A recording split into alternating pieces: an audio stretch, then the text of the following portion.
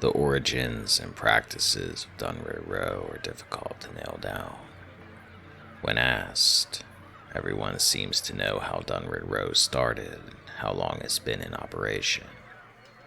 Yet every person asked gives a different account of its creation at a different date.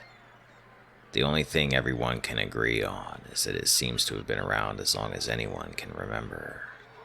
Without fail, everyone recalls hearing about the exploits of Dunryd Row when they were children. Aside from the organization being comprised of special investigators, most of whom seem to be ciphers, and the fact that they seem to have their hands in everything, yet never admit to it, anything reported about Dunryd Row walks the line between truth and outright hearsay. Information abounds, but no one can say which fragments are truth and which are fiction. I will provide all I have uncovered, and leave it to the readers to decide for themselves, as all of it feels both plausible and unbelievable at turns. The group is supposedly named after the street where its headquarters are located, in a building called Hundred House. It is said in some circles this is just a name they want people to think they're known by. Their real headquarters, people whisper, is elsewhere. Why would they do this? It's simple.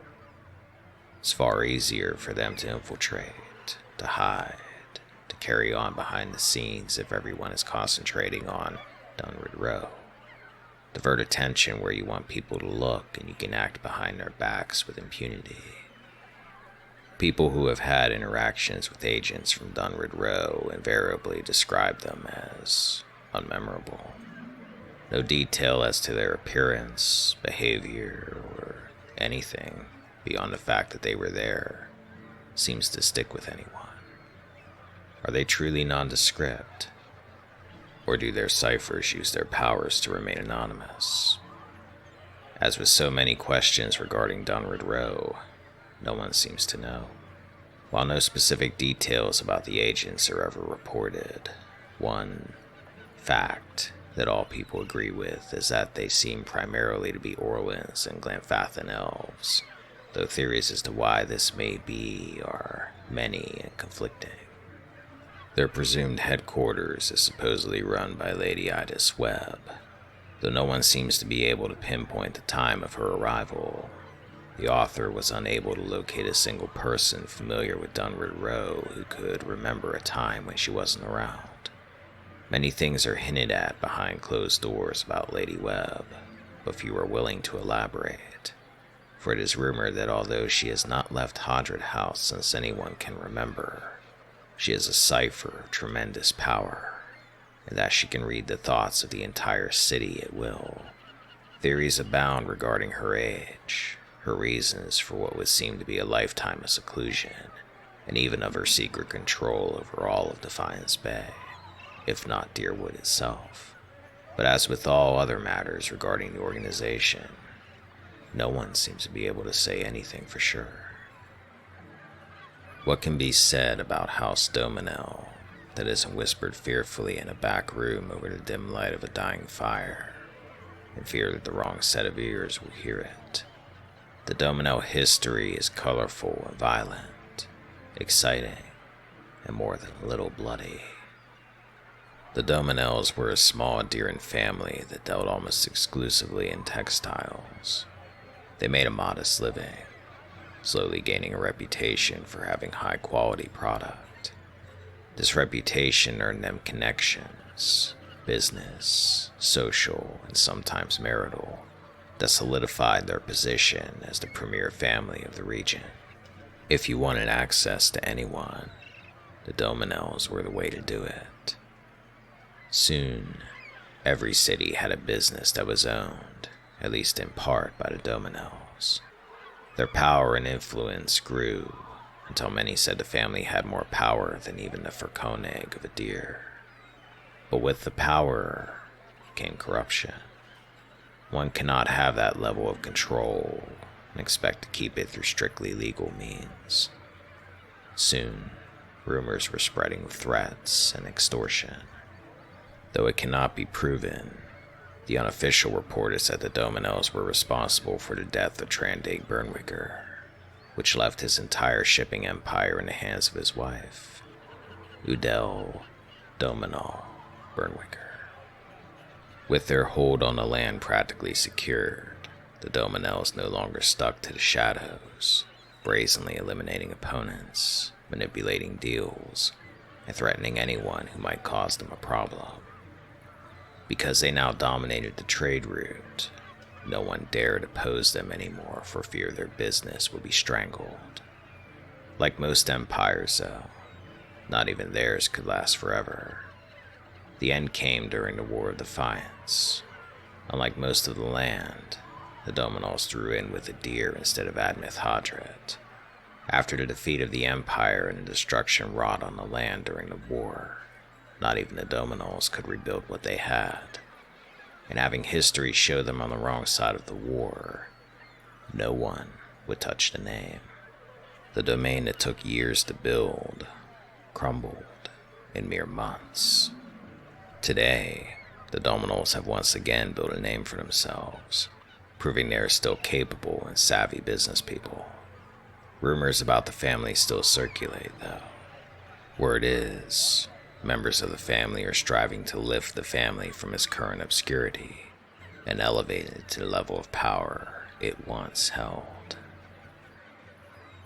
Scarcely a decade ago, on the Evandware Bridge, 7 men and 5 women fought valiantly to protect their homeland. They volunteered for the mission, knowing it was up to them, and them alone, to prevent Saint Widewind from crossing the bridge. They succeeded, even though they lost all but 4 of their number in the battle, and Widewind was on the bridge when the Godhammer detonated. The final 4 were lost in the blast as well, their sacrifice a testament to their dedication. The Dozens, a group ostensibly formed for the protection of the Deerwood, was founded in the honor of those men and women. Indeed, those 12 men and women are posthumously regarded by the Dozens as their true founders. Initially, the group dedicated itself to protecting Deerwood from invasion, patrolling the borders tirelessly in search of Raidsaran forces regrouping for another attack. When that attack never materialized, many of the Dozens thought the next threat might come from the Aethesian loyalists living in Deerwood, and began to turn their attention within. All new members of the Dozens are required to swear an oath to remember the sacrifice of their founders, and remain vigilant against Raidsarans and any followers of Aethys. To this end, worshippers of Aethys are routinely harassed by the Dozens. The mindset of this group may be hard for some to understand, as any fanatical devotion can sometimes overshadow the ideals. But the original Dozen knowingly sacrificed their lives for Deerwood. From the Dozen's perspective, how can new members of the Dozens be any less committed to their country's welfare? What better way could there be to honor their founders?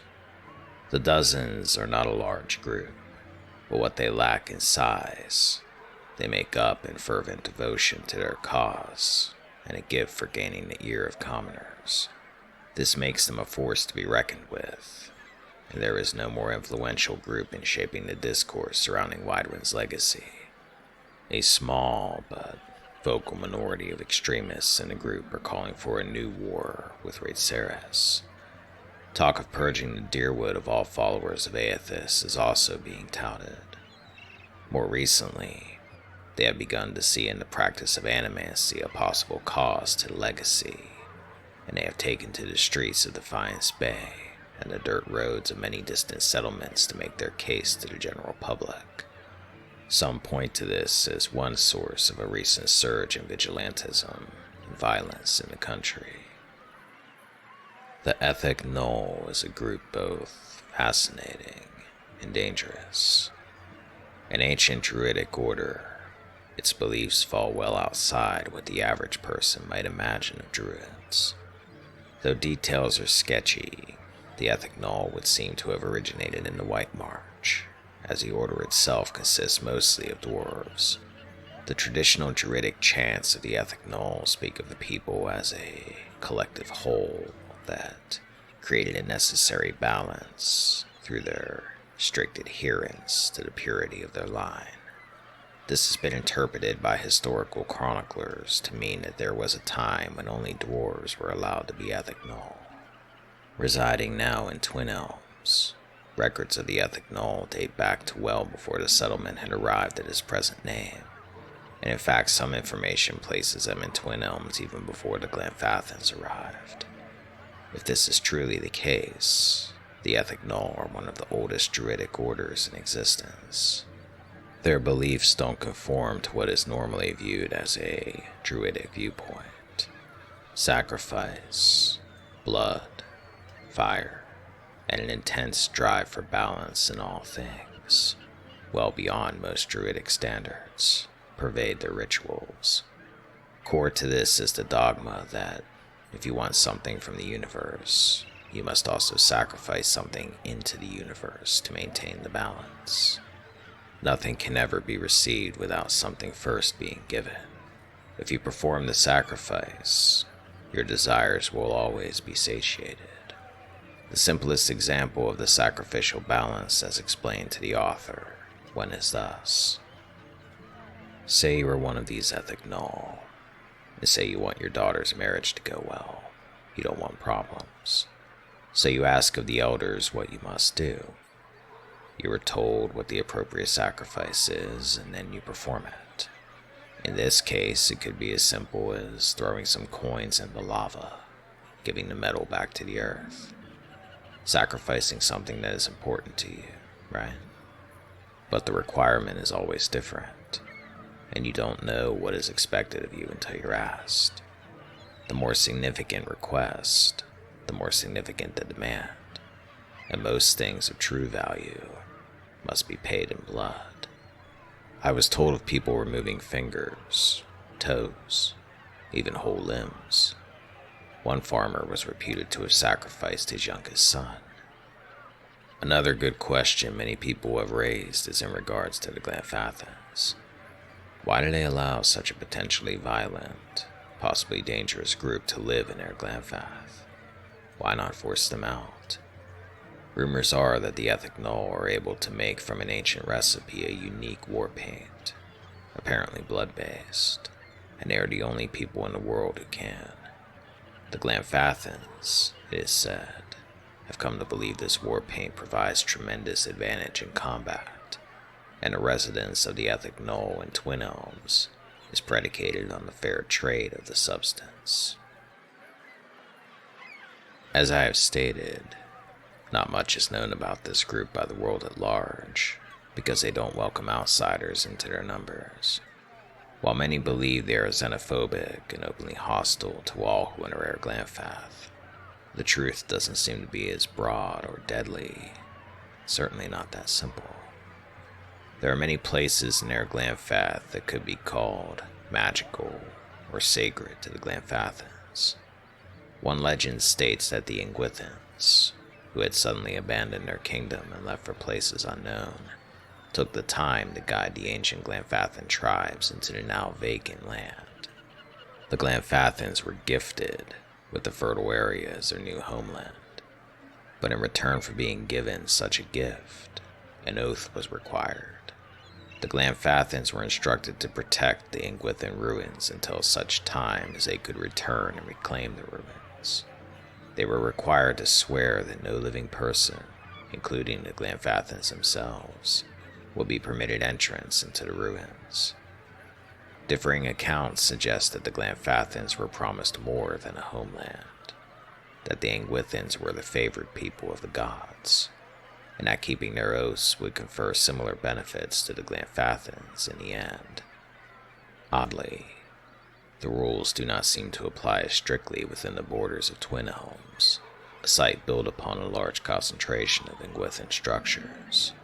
But it would seem that this is unlikely a selective oversight on the part of the Glenfathans, and more probably part of the terms of the original compact. In any case, the Glenfathans came to take their role as guardians seriously, revering the sites and developing rituals designed to protect and guard the ruins.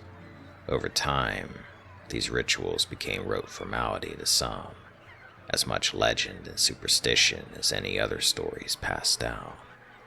This is not to say the Glenfathans ceased all attempts to uphold their oath, but the intense devotion to the oath tended to vary from tribe to tribe and clan to clan. Not so with the Fangs, however. The Fangs are a group joined not by ties of kinship or even community, but of belief. Of all the groups of Eor Glenfath, it is the Fangs who seem most intent on keeping the promise their ancestors made to the Ingwithans. Just because their fanaticism and zeal are not as widely sweeping as many think, does not make them any less dangerous. The Fangs are not known to reason with those they view as transgressors. If they feel you have in any way violated the sanctity of a sacred space, their judgment is swift and exact. Reports of the Fangs' attacks can be found in records dating back to the first colonial explorations of Eor Glenfath, and even the smallest of a perceived slight can be worthy of execution. The Order itself seems to consist mainly of hunters. Whether they are recruited as skilled hunters or trained once they gain access to the Order, it is unknown. From all accounts, once they join the Fangs, hunting game falls second behind patrolling Eor Glenfath and protecting the ruins, so it is the author's opinion that it is the former.